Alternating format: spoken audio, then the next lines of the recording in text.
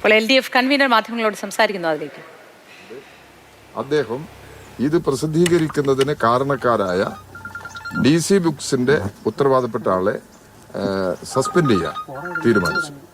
ആ നടപടി സ്വാഗതാർഹമാണ്. ഇതുകൊണ്ട് മാത്രം അവസാനിപ്പിക്കാൻ കഴിയുന്ന ഒരു വിഷയമല്ല ഇത്. ഇതിന്റെ മേലെ ഗൗരവമായ അന്വേഷണം ഇതിന്റെ തുടർച്ചയായിട്ട് നടത്തേണ്ടതുണ്ട്. തീർച്ചയായും DGPയുടെ നേതൃത്വത്തിൽ അല്ലെങ്കിൽ ഗവൺമെന്റ് ഏർപ്പാട് ചെയ്യുന്ന ഈ അന്വേഷണം പൂർണ്ണമാകും എന്ന് തന്നെയാണ് പ്രതീക്ഷിക്കുന്നത്. പൂർണ്ണമാകണം എന്നതാണ് ഇത് ആവർത്തിക്കാൻ പാടില്ല. ഇത് ഗൗരവമായൊരു തെറ്റാണ്. ആ തെറ്റ് ആവർത്തിക്കാൻ പാടില്ല. ആവർത്തിക്കാതിരിക്കണമെന്നുണ്ടെങ്കിൽ DCBയുടെ നടപടി മാത്രം പോരാ, മറ്റ് നിയമ നടപടിയും ഈ പ്രശ്നങ്ങളിൽ സ്വീകരിക്കേണ്ടതുണ്ട്. അതാണ് ഞങ്ങളുടെ നിലപാട്.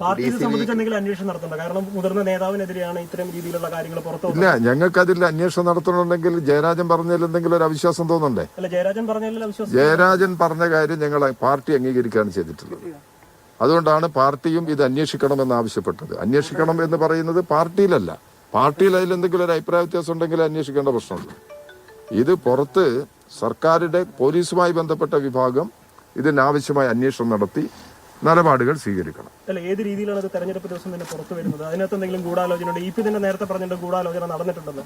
അപ്പൊ ആ ഒരു കാര്യം അന്വേഷണത്തിന് നിൽക്കുന്നതുകൊണ്ട് പാർട്ടി എന്തെങ്കിലും, കാരണം അദ്ദേഹം ഒരാളെ എഴുതാൻ ഏൽപ്പിക്കുന്നു, അപ്പൊ അങ്ങനെ കുറെ കാര്യങ്ങൾ ഇതുമായിട്ട് കണക്റ്റഡ് ആയിട്ട് നിൽക്കുന്നുണ്ട്. ആ ഒരു ഘട്ടത്തിൽ എന്തെങ്കിലും അന്വേഷണം അല്ല, അങ്ങനെ ഏതെങ്കിലും തരത്തിലുള്ള ഒരു പ്രശ്നം ജയരാജൻ പാർട്ടിയുടെ മുമ്പിൽ ഉന്നയിച്ചിട്ടില്ല. അദ്ദേഹം ഇത് എഴുതിയ കാര്യങ്ങളല്ല പുറത്തു വന്നത്. ഒരു ഏജൻസിയെയും ഇത് ഏൽപ്പിച്ചിട്ടില്ല. ആത്മകഥ എഴുതാമല്ലോ, ആത്മകഥ ആർക്കും എഴുതാം.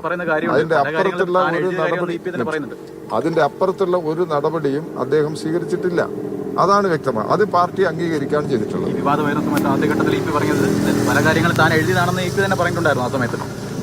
അല്ല, അത് ഈ ആത്മകഥയുടെ ഭാഗം എഴുതി തുടങ്ങിയെന്ന് പറഞ്ഞു കഴിഞ്ഞാൽ സ്വാഭാവികമായിട്ട് എഴുതിയല്ലോ. ആ എഴുതിയതെല്ലാം ഇവർക്ക് ആർക്കെങ്കിലും കൈമാറിയോ എന്നുള്ളത് ഇപ്പൊ എനിക്ക് പറയാൻ കഴിയില്ല. അത് EP തന്നെയാണ് വ്യക്തമാക്കേണ്ടത്. ആരുണ്ടെങ്കിലും എന്തായിരുന്നാലും രവിയുടെ മൊഴി അനുസരിച്ച് തുടർ നടപടികൾ ഈ പ്രശ്നത്തിൽ ഉണ്ടാവേണ്ടത്. ഈ മൊഴിയിൽ പറയുന്നത് വാക്കാലൊരു ധാരണ ഉണ്ടായിരുന്നു, അത് കരാറിലേക്ക് വന്നില്ല എന്നുള്ളതാണ്.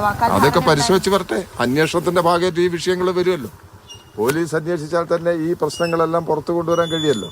പുറത്തു വരുന്ന സമയത്ത് അതിന്റെ തുടർന്നുള്ള എന്ത് നിലപാട് എന്നുള്ളത് നമുക്ക് ആ സമയത്ത് പറയാം. LDF കൺവീനർ TP രാമകൃഷ്ണൻ മാധ്യമങ്ങളോട് സംസാരിക്കുകയാണ്.